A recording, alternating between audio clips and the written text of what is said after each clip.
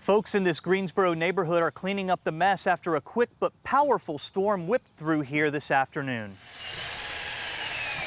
There was a lot of rain, got really dark, and then a lot of wind. And we looked down, there was a bit of cracking sound. Lyndon Rago said he was shocked to see the mess when he walked outside. I realized that there's probably like a mini tornado that must have passed through here to bring everything down, and brought it down in all the same direction, all the trees down here. Several large trees littered Rago's front and backyards, with one of them knocking down a power line. Fortunately, none of them landed on the house. Just a little bit of leaves and branches, but it felt like everything fell away from the house onto the street, so that's lucky. Other neighbors weren't so lucky. A tree fell on this car just down the street, and another blocked Holden Road in front of the neighborhood. Rago also has the good fortune of having a daughter in high school, and with nothing better to do on this stormy Sunday, her friends chipped in with the cleanup. Many hands make light work, and it's always, I think, that when there is a mini kind of crisis or disaster of some sort, people are ready to help. How nice it is to have high school students with nothing to do on a Sunday afternoon but help clean up. In Greensboro, I'm Chris Petersen, WXII 12 News. You may be mesmerized by Olympian Shaun White's acrobatics on the snowboard, or maybe Michaela Schifrin's speeding downhill on the slopes, but they've got nothing on these Greensboro seniors. Y'all ready to game? The competition is fierce in the fitness room at Whitestone Senior Living Community. Folks go through a strenuous training regimen to prepare for these games. So chair yoga is Monday, Wednesday, Friday, and tone and balance on Tuesdays and Thursdays. So we are physically fit. Any kind of training at all? Nah, every man for himself. Well, maybe they're not training like Olympic athletes, but there is certainly top-level talent out here. Well, probably Sylvia back there. Okay, all right. She pretty good? Oh, yeah, she won both games in curling yesterday. Along with your A game, you better be ready for some good-natured ribbing. Is there trash talking involved? Oh, yes. Oh, yeah. Oh, yeah.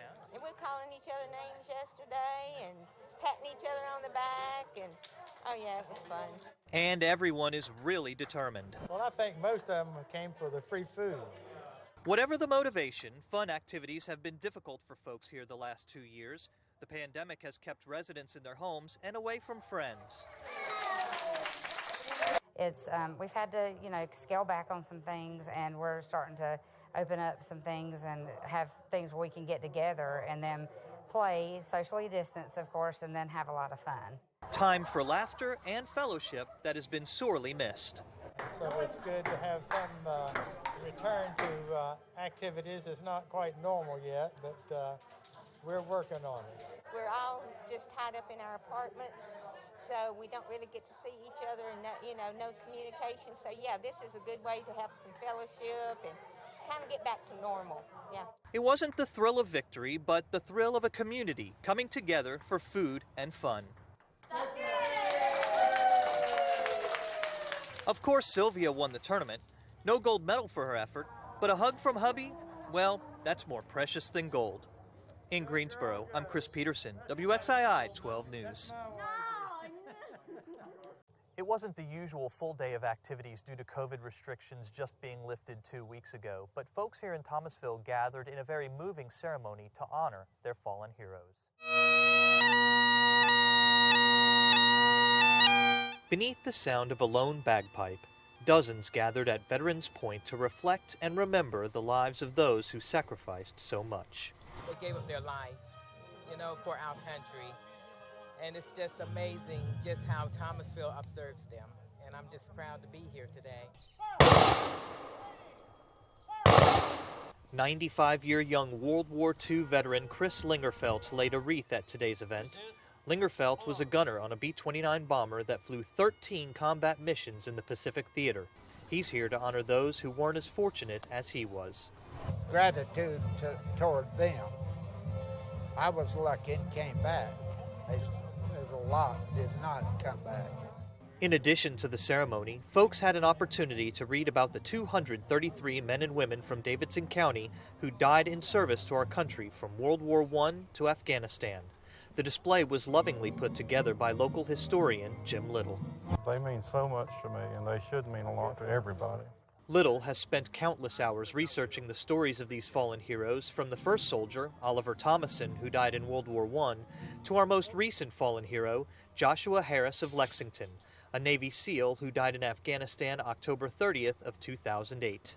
That's the purpose of this whole thing, is just having having these faces on these banners, so there'll be people to them. They are people. They're not just statistics. They are somebody. And as taps played ending today's ceremony, organizers hope folks young and old will understand the true meaning of this holiday. Oftentimes we think of Memorial Day, we think of the beach and hamburgers. And yes, it's great that we can go to the beach, and it's great that we can have hamburgers, but it's because of the sacrifices of the military throughout the years, especially those that gave their lives for our freedoms. The Memorial Day Committee is hopeful that next year the parade, the skydiving, the hot dogs will all return in what will be the city's 36th annual Memorial Day celebration. In Thomasville, I'm Chris Petersen, WXII 12 News. That Arctic blast of cold air that's coming to the Triad may not bring us a white Christmas, but it's a winter wonderland up here in the high country. There's no snow on the ground yet in the Triad, but head west about 2 hours and it's another story. It's a totally different world when you get into the town of Beech Mountain. Truly is a winter wonderland. Folks of all skill levels are enjoying the snow and the cold conditions. Okay, pizza, you good? Even first-timers like Hannah are having a good time and getting great advice from her friends. It's all downhill from here. Talia Freeman is the marketing director at Beech Mountain Resort. She tells me this is the mountain's busiest time of the year. It's our busiest 2 weeks of the year. People are here skiing, snowboarding, tubing, and a lot of people just kind of come for the full experience. In the village we're standing in, we have Christmas decorations and Christmas music and lights, and the atmosphere is just really nice. 10 of Beech's 17 slopes are open, but with temperatures expected to reach the single digits and snow in the forecast, they expect the entire mountain to be open this weekend. So we don't have any black diamonds open yet, but I think with the cold temperatures that we're about to receive, it should be no time before we get all the slopes open. For snow lovers in the Triad, it may be the only way you have a white Christmas. This week we've been able to make lots of snow and customers are here and it's busy and we're excited. And with the possibility of snow in the forecast up here, the conditions should be great for skiing this holiday week. In Beech Mountain, I'm Chris Petersen, WXII 12 News. Switching gears quite a bit now, it is Battle of the Carolinas tonight in the Sweet 16 of the women's NCAA tournament. This is like the best night of the year for Tar Heel basketball. The best night of the year. Did you hear that? Number 5 seed North Carolina taking on number 1 seed South Carolina. Chris Petersen joins us live from Greensboro now with more. Hey, Chris. Hey, Christine. So while Lauren and John jet around the country following the men's tournament, I have the best assignment of them all. Right here in Greensboro, it's the women's Sweet 16, and the Lady Tar Heels are hoping to continue what's been an incredible season. North Carolina coach Courtney Banghart starts 4 sophomores. Despite their youth, this young team started the season 13-0 and finished 25-6 overall. A third-place finish in a stacked ACC that landed 6 teams into the big dance. Their opponent is the number 1 team in women's hoops. South Carolina comes into tonight's game with a 31-2 record, including 11 wins over top 25 teams. One fun fact that will have Tar Heel fans smiling is the University of North Carolina is one of only 3 schools to have a men's and women's team make the Sweet 16.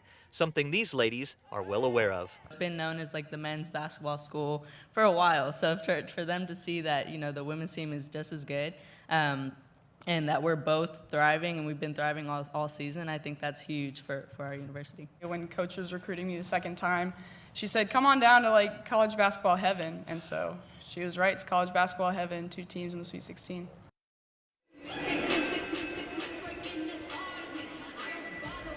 And Duke and NC State fans just cringe when you talk about UNC being college basketball heaven. Tip-off is set for 7 p.m. in Greensboro. I'm Chris Petersen, WXII 12 Sports.